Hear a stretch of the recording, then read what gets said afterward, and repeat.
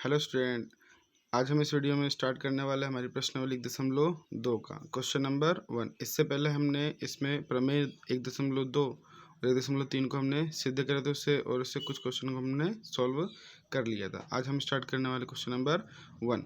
सिद्ध कीजिए कि √5 एक अपरिमेय संख्या है। इसको हमें सिद्ध करना है। इससे पहले वाली वीडियो में जो क्वेश्चन जिस टाइप से सिद्ध करे थे उसी टाइप से हमें इसमें भी ये सिद्ध करना है। तो हम क्या करेंगे, हल माना √5 एक परिमेय संख्या है। माना √5 बराबरी से a बटा b, जहाँ पे b बराबर नहीं है किसके, 0 के। b तथा a और b सह अभाज्य संख्या है। सहभाज्य संख्या, सहभाज्य संख्या वे संख्या होती है जिनमें कोई भी उभयनिष्ठ गुणनखंड नहीं होता है। तो ये b काय में भागित में, काय में चले जाएगा गुणांक में। तो क्या बन जाएगा, √5b बराबरी से a, 5 गुणा में तो भागित में, b बराबर में a बटा √5। अब यहाँ पे दोनों तरफ क्या कर देंगे, वर्ग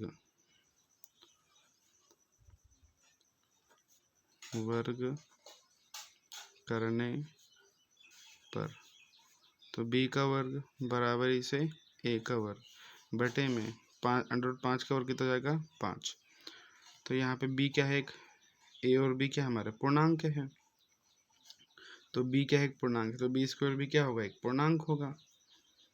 चूंकि b एक पूर्णांक है इसलिए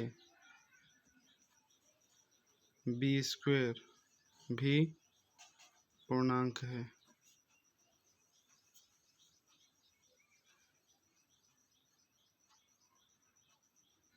इसलिए a² 5 से भाज्य होगा, 5 से भाज्य होगा। इसीलिए a भी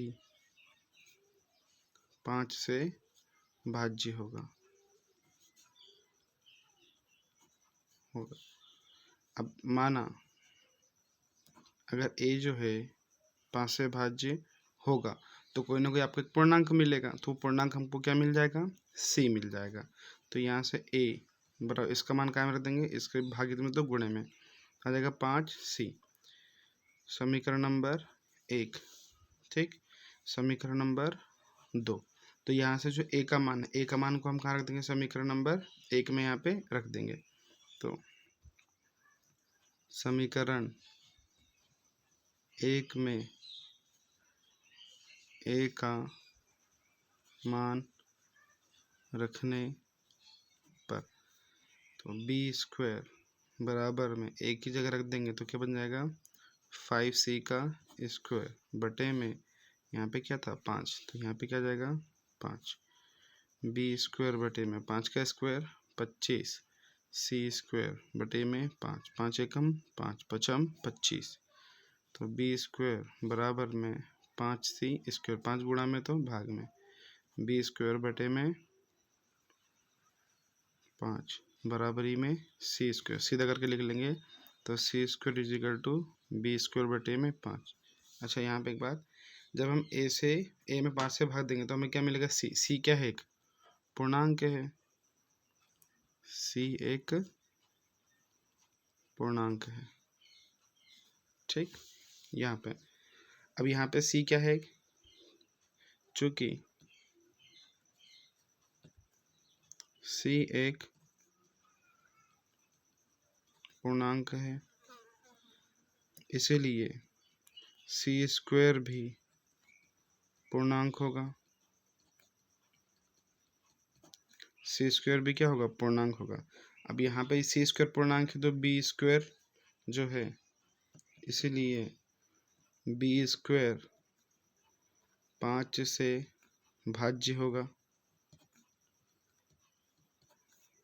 इसीलिए बी भी 5 से भाज्य होगा। अब जब बी जो है 5 से भाज्य होगा तो भाग देने पे कुछ ना कुछ आपको नंबर मिलेगा। तो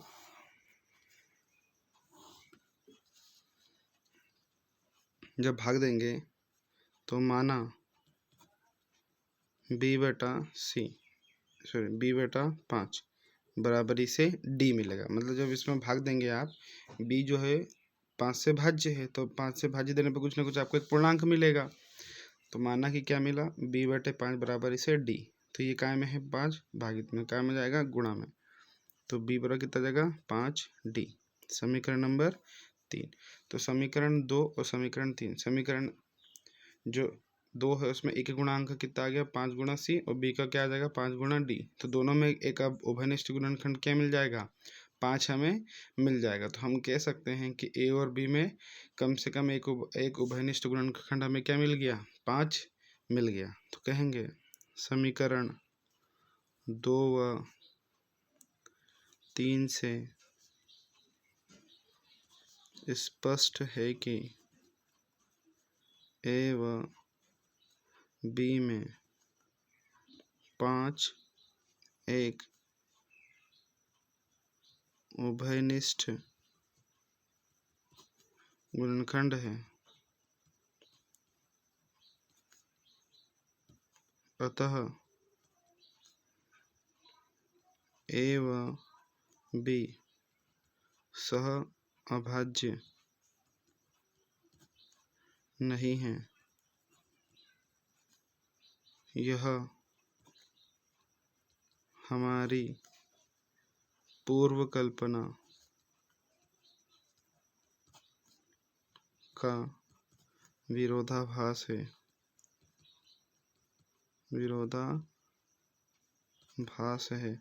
अच्छा, जो हमने पूर्व में कल्पना क्या करी थी कि माना कि √5 एक क्या है परिमेय संख्या है, ये उसी का क्या है विरोधाभास है। अतः हमारी पूर्व कल्पना गलत है। अतः √5 एक अपरिमेय संख्या है। √5 एक अपरिमेय संख्या है। आई होप आपको ये क्वेश्चन समझ में आया होगा। आइए से जुड़ा हुआ एक और क्वेश्चन हम हल करते हैं। उसमें हम उदाहरण, उसमें क्या सिद्ध करेंगे हम √6 के बारे में।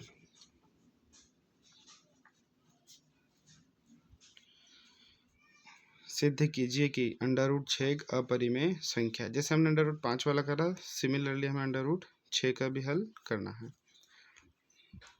माना √6 एक परिमेय संख्या है। माना √6 बराबरी से a बटा b, b बराबर नहीं है 0 के, तथा a और b सह अभाज्य है, सह अभाज्य संख्या है। तो b काय में भागित में काय में चलेगा गुणा में, तो ये जाएगा √6b बराबरी में a। अब ये √6 काय में गुणा में, काय में चलेगा भाग में, तो b बराबर में a बटे में √6। यहाँ से √6 के ऊपर से रूट को हटाना, तो क्या करेंगे दोनों तरफ वर्ग करने पर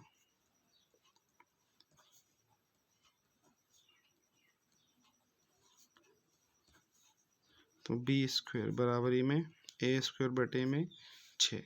समीकरण नंबर 1। चूँकि b एक पूर्णांक है, इसलिए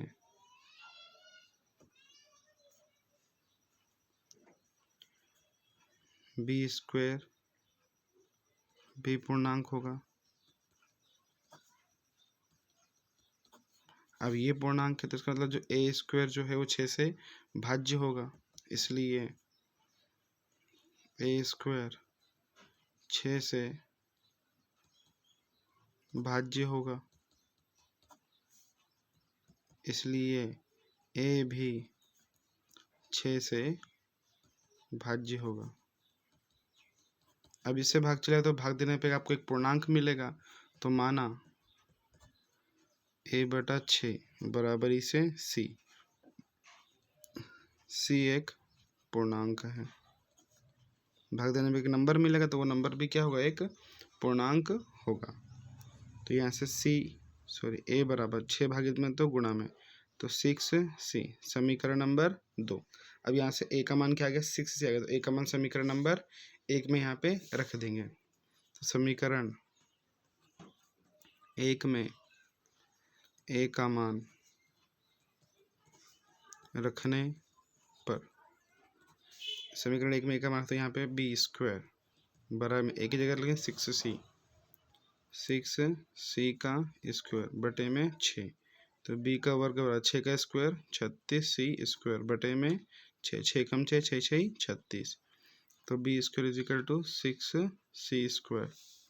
तो 6 का में गुणा में तो भाग में चला जाए, तो b² बटे में 6 बराबरी से c², तो c² बराबरी से b² बटे में 6। तो यहाँ पे c क्या है, एक पूर्णांक है, अब भी हमने ऊपर माना था।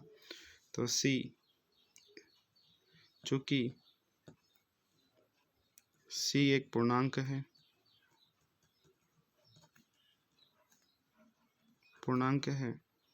इसलिए c² भी पूर्णांक होगा, इसलिए c² पूर्णांक है तो b² 6 से भाज्य होगा,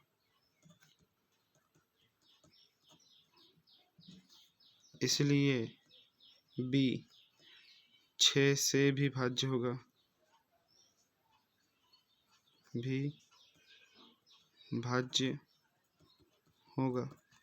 ठीक है।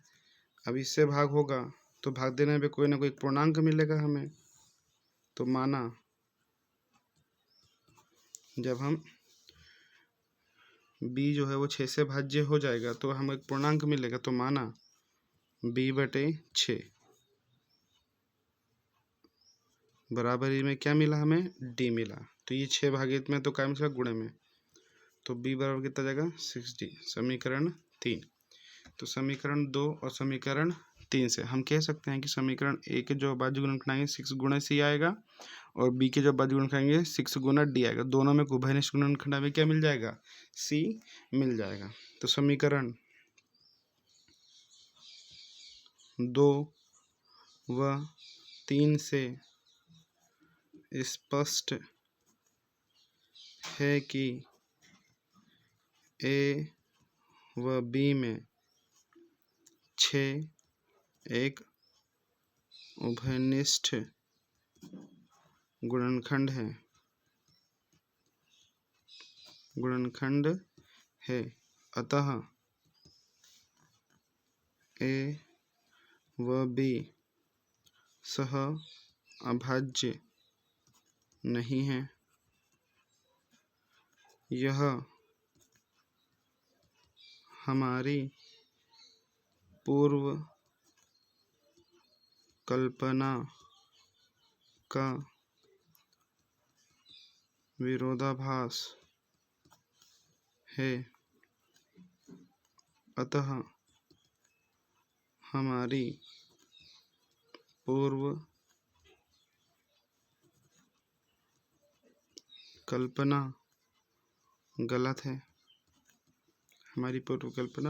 गलत है, अतः √6 एक अपरिमेय संख्या है, हमें यही सिद्ध करना था। चलो आइए बुक का एक और क्वेश्चन है, क्वेश्चन नंबर 3 का फर्स्ट वाला, उसको सॉल्व करते हैं। प्रश्नावली 1.2 क्वेश्चन नंबर 3, सिद्ध कीजिए कि निम्नलिखित संख्याएं अपरिमेय है। तो हम क्वेश्चन में फर्स्ट करेंगे 1/√2, इसको हम सॉल्व करेंगे।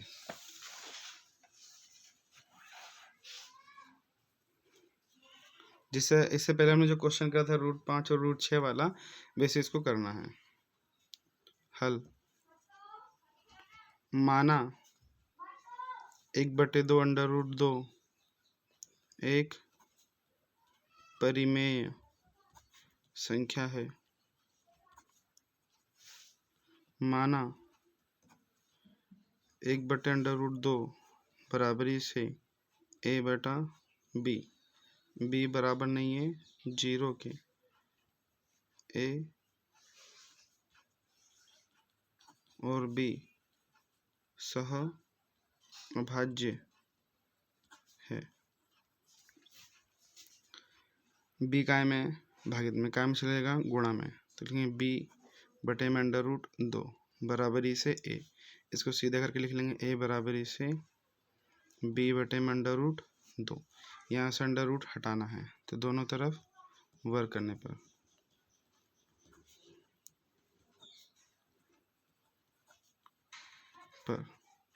a² बटे में बराबर से b² बटे में 2। चूँकि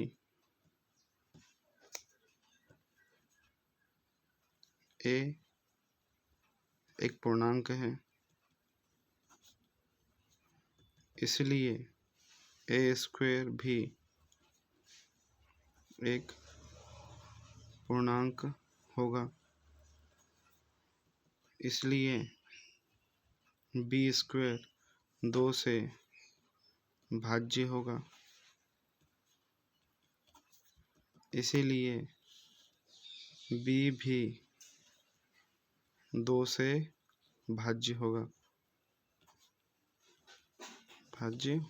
जब b है 2 से भाज्य होगा तो कोई ना कोई एक पूर्णांक मिलेगा। तो माना b/2 बराबरी से c, जहाँ पे c एक पूर्णांक है। पूर्णांक को जब पूर्णांक से भाग देते एक पूर्णांक ही मिलता है।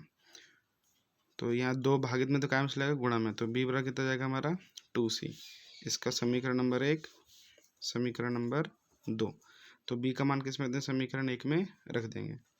समीकरण 1 में b का मान रखने पर, b का मान जब रखेंगे तो क्या बन जाएगा, a² बराबर से 2c का स्क्वायर बटे में 2। a² बटे में 2 का स्क्वायर 4 और c का स्क्वायर बटे में 2। 2 एकम 2, 2 दूनी 4। तो a² बराबर से 2c², 2 गुणा में तो भाग में, a² बटे में 2 बराबर से c²। इसको सीधा करके लिख लेंगे तो c² बराबर से a² बटे में 2। ठीक, यहाँ पे चूंकि c एक पूर्णांक है, इसीलिए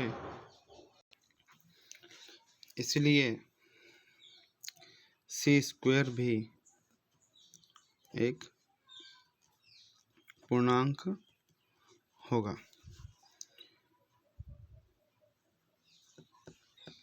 इसलिए a² 2 से भाज्य होगा। इसलिए a भी 2 से भाज्य होगा। जब a 2 से भाज्य हो तो आपको एक भाग देने पे एक ना एक पूर्णांक मिलेगा। तो माना a/2 बराबरी से d एक पूर्णांक है। 2 भागित में 2 गुणा में, a बराबर से 2d, समीकरण नंबर 3। तो समीकरण 2 व 3 से हम देख सकते हैं कि जो b का जो भाज्य गुणनखंड आएंगे 2 गुणा c आएगा और a का भाज्य गुणनखंड 2 गुणा d आएगा। तो दोनों में को बहनिष्ठ गुणनखंड क्या मिल गया, 2 मिल गया। तो समीकरण 2 व 3 से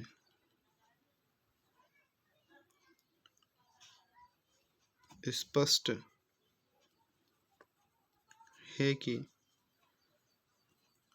b व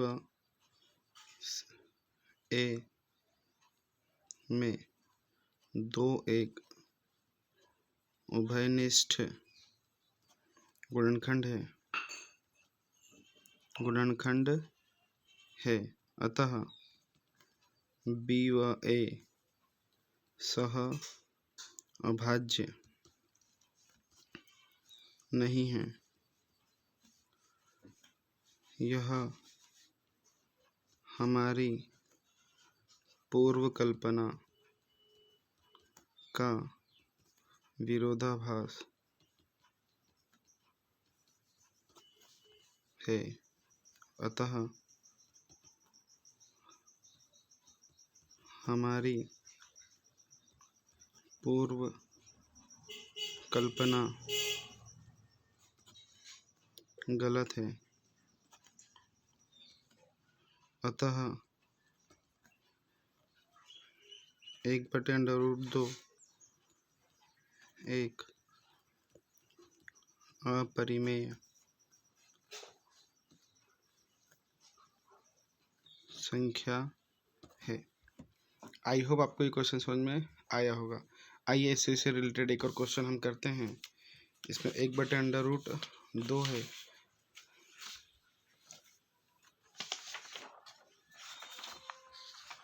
यहाँ पे हम करेंगे 1/√7 के लिए। क्या है? सिद्ध कीजिए कि 1/√7 एक अपरिमेय संख्या है। तो इससे पहले अभी हमने जो क्वेश्चन किया था ना 1/√2, सेम वैसा ही है। वापस वहाँ पे 2 की जगह क्या आ जाएगा? √7 आ जाएगा। माना 1/√7 एक परिमेय संख्या है, तो माना 1/√7 बराबरी से a/b, b बराबर नहीं है 0 तथा a और b सह अभाज्य है। ठीक, तो b काय में भागित में, काय में चलेगा? गुणा में। तो b/√7 बराबरी से a, तो इसको सीधा करके लिख लेंगे। तो a बराबर क्या जाएगा? b/√7। √7 दोनों तरफ क्या कर देंगे? वर्ग करने पर, दोनों तरफ वर्ग करने पर, दोनों तरफ वर्ग करेंगे तो a² बराबरी से b² बटे में 7। समीकरण नंबर 1। चूँकि a एक पूर्णांक है, इसलिए a² भी एक पूर्णांक होगा। इसीलिए जब ये पूर्णांक है तो b² में 7 से क्या हो जाएगा? भाज्य हो जाएगा। तो b² 7 से भाज्य होगा। इसीलिए b भी 7 से भाज्य होगा।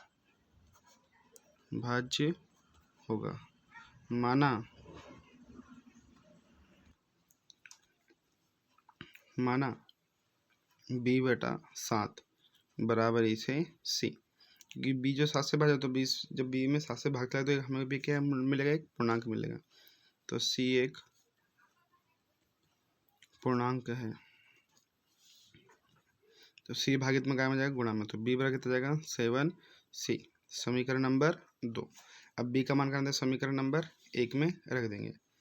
समीकरण 1 में b का मान रखने पर, b का मान समीकरण में तो a² बराबर में b² मतलब 7c का स्क्वायर बटे में 7, a² बटे में 7 का स्क्वायर 49, c² बटे में 7, 7 एकम 7, 7 7 49, a² बराबर में 7c, इसके 7 गुणा में तो भाग में a² बटे में 7 बराबरी से c²। सीधे करके लेंगे c² इजिकल टू a² बटे में 7। चूँकि c एक पूर्णांक है, इसलिए c² भी एक पूर्णांक होगा। इसीलिए a² 7 से भाज्य होगा। इसीलिए ए भी 7 से भाज्य होगा। ए भी 7 से भाज्य होगा। जब ये 7 से विभाजित हो जाएगा तो हमें कोई ना कोई एक पूर्णांक मिलेगा। तो माना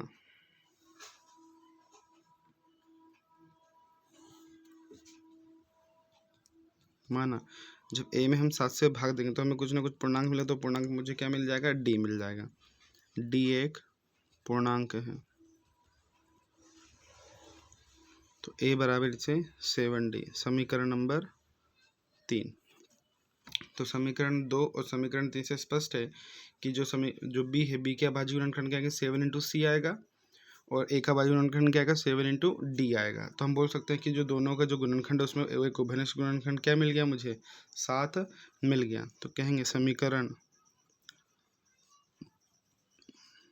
2 व 3 से स्पष्ट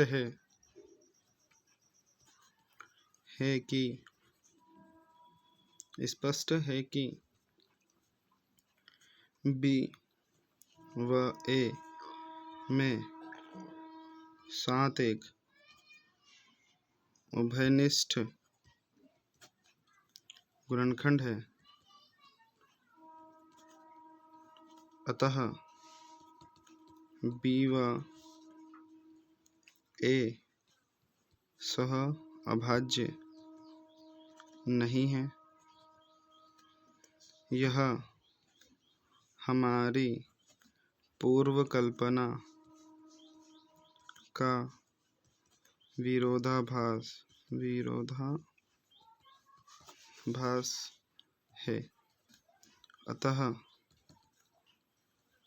हमारी पूर्व कल्पना